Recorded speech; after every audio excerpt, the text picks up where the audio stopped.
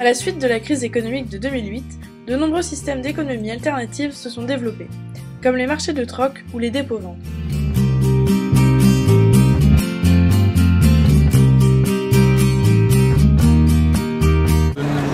Non, sinon il y a très longtemps, mais bon. Moi j'ai donné beaucoup de choses chez Emmaüs. Non, j'ai jamais fait d'achat parce que ça s'est pas présenté. Oui, des vieux meubles que j'ai rendus à Emmaüs. Oui, j'ai déjà acheté un meuble chez Emmaüs.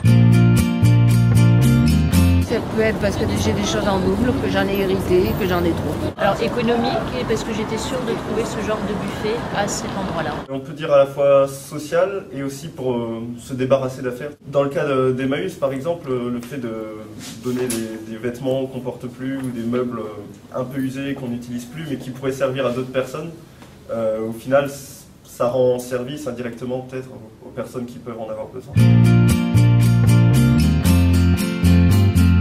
Oui, sûrement. Je pense qu'il y a une vague de fond qui fait qu'au-delà des problèmes de crise actuelle, il y a probablement une prise de conscience écologique, etc., qui fait que ça va durer. Moi, je ne sais pas s'ils ont un avenir parce que ça ne fonctionne pas très fort. Il y a beaucoup un comportement social, des gens qui ont une retenue d'acheter des choses qui ont déjà servi. Oui, tout à fait. Peut-être la baisse du pouvoir d'achat, parce que les gens ont tendance aussi à vouloir aller chercher des objets anciens, authentiques et pas forcément de limitation. Parce que les gens ont du mal à acheter des choses neuves, à mon avis, et on peut quand même trouver des bonnes choses utiles, en bon état, d'occasion, voilà, en cherchant les bonnes affaires. Oui, pour moi ça peut marcher. Surtout quand on est étudiant et qu'on n'a pas forcément beaucoup d'argent, ça peut vachement aider. Nous avons aussi souhaité avoir l'opinion de 2 gérants de dépôts-ventes. Quel public ciblez-vous? Tout public.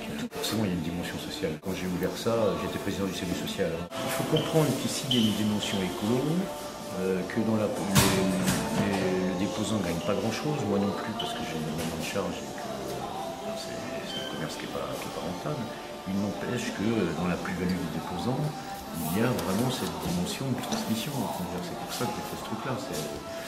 Les choses ne meurent pas. Alors c'est quand même un commerce, une entreprise, il faut des résultats, on ne peut pas faire n'importe quoi, il n'y a pas que le social. Mais en plus dans le quartier, il y a tout. J'ai aussi bien les bobos. Les dimanches, on a 1500 personnes, donc énormément d'étrangers, les bobos, etc. Mais tous les gens du quartier, les étudiants, etc. Et ce qui fait le lien ici, c'est mon petit rayon culture, parce que là vraiment, c'est pas cher. Et c'est là où j'ai mis le plus gros mixage de la population. D'accord. Quand vous parlez d'une démarche écolo, par exemple, c'est quoi pour vous la démarche écolo avec c'est le fait de ne pas les jeter. Et les récupérer. C'est le fait qu'ils continuent à vivre et qu'ils soient utilisés. D'accord. Et très souvent, dans tout ce qui est avant les années 70, en règle générale, c'est des meubles costauds, faciles à démonter, faciles à remonter. Alors que dès qu'on est dans le mélaminé, dans le stratifié, type Ikea ou des choses comme ça, le montage c'est foutu, quoi. C'est à balancer. Vous acceptez toutes sortes de meubles ou alors plutôt les non, vieux presque justement tout. Presque tout.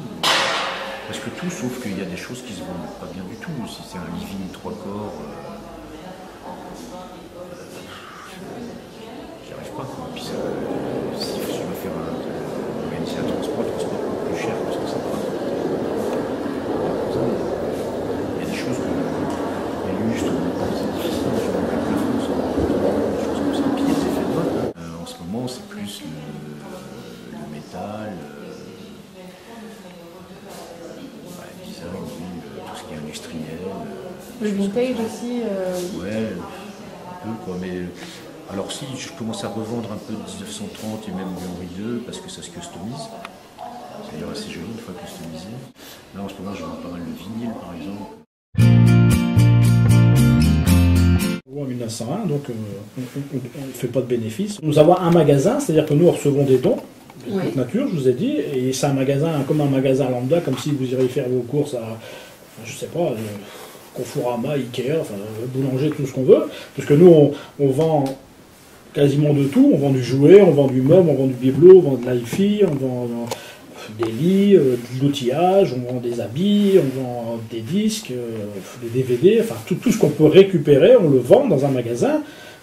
Donc notre magasin est achalandé tout constamment, et il y a des secteurs, on a à peu près 4000 m² de vente, 4000 m² de surface de vente, donc il y a des secteurs, vous avez le secteur habillement, vous avez le secteur hi-fi, et donc les gens en fonction de ce qu'ils veulent, ben, ils vont, ils payent, on leur donne un ticket, ils sortent comme un magasin normal, tout à fait normal.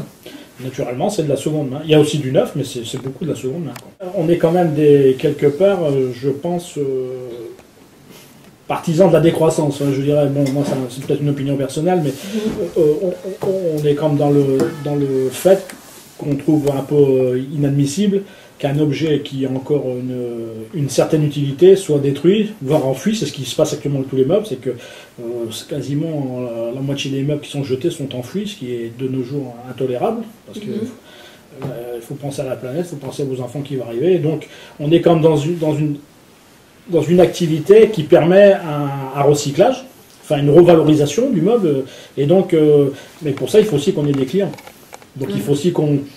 Alors je pense que personnellement, je pense que les jeunes sont de plus en plus responsables là-dessus, parce que, à la limite, ils se foutront de savoir que c'est pas un meuble neuf, mais ils peuvent l'avoir pas cher, et puis à la limite en mettant un petit coup de peinture, 2-3... Le rendre un peu plus voilà, à leur façon, ça va repartir pour une saison, on va dire. Finalement, les dépôts-ventes fonctionnent en partie car on peut y trouver des objets pas chers, et en partie car les objets de seconde main et le greenwashing sont actuellement tendance.